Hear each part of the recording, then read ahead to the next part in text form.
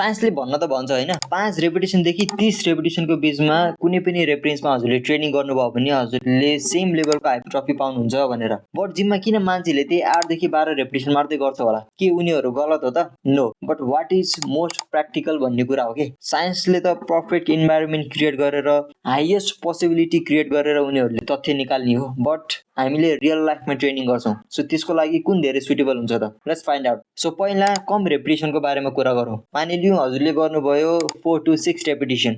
So यसमा के हुन्छ भन्दाखेरि most of the people heavy weight देख्ने बित्तिकै फेलियरसम्म जान डराउनुहुन्छ, बिकज हेभियर वेटमा इन्जर्ड हुने चान्सेस धेरै हुन्छ। त्यही भएर पनि धेरै मान्छेहरू डराउनुहुन्छ। अनि अर्को कुरा लेस रेपिटेसन भएको कारणले गर्दाखेरि हजुरले मेकानिकल टेन्सन म्याच गर्नको लागि हाई भोल्युममा ट्रेनिङ गर्नुपर्ने हुन्छ। सो त्यसको लागि हजुरले सेट्स धेरै बढाउनु पर्ने हुन्छ। सो त्यो गर्ने बित्तिकै हेभी वेटले हजुरको मसल्स भन्दा पनि धेरै हजुरको सिएनएस धेरै फटिग गर्छ। सो त्यो रिकभर हुन इट माइट टेक्स 1 week पनि। हजुरले प्रपर प्रोग्रामिङ गर्न आउँदैन भने लेस रेपिटेसन हजुरको लागि होइन। So now let's talk about higher repetition. So higher रेपिटेसनमा के हुन्छ भन्दाखेरि हजुरले पर्फर्म गर्दै जाँदाखेरि हाइड्रोजन आयन र ल्याक्टेट प्रड्युस हुन्छ, जसको कारणले हजुरलाई त्यो मसल पोल्ने फिलिङ आउँछ। एन्ड धेरै जसो मान्छेलाई यही नै क्लोजर टु फेलियर हो जस्तो लाग्छ, but this is not true. This is just metabolic stress. So त्यो हुने बित्तिकै हजुरले क्लोजर टु फेलियर नपुग्दै मसल्स धेरै पोलेको कारणले हजुरले पहिले ड्रप आउट गरिदिनुहुन्छ। So this is also not practical होइन। So now let's talk about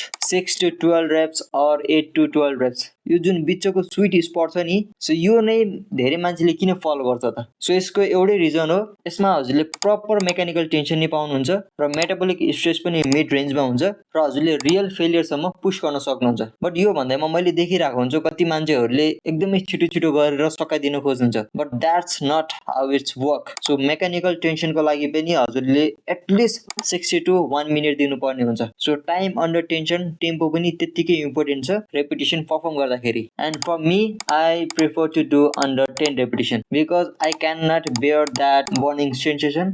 र मैले प्रपर टाइम अन्डर टेन्सनमा कन्ट्रोल रेपिटेसनमा I try to go closer to the failure. So yeah यो नै थियो रिजन किन धेरै मान्छेहरूले 8 देखि 12 रेपिटेसनमा ट्रेनिङ गर्नुहुन्छ भनेर। एन्ड हजुरलाई यस्तै अरू कन्टेन्टहरू हेर्नु मन छ भने don't forget to follow this page. And if you also want personal training then हजुरले मलाई कन्ट्याक्ट गर्न सक्नुहुन्छ। And I will see you in next one. Thank you.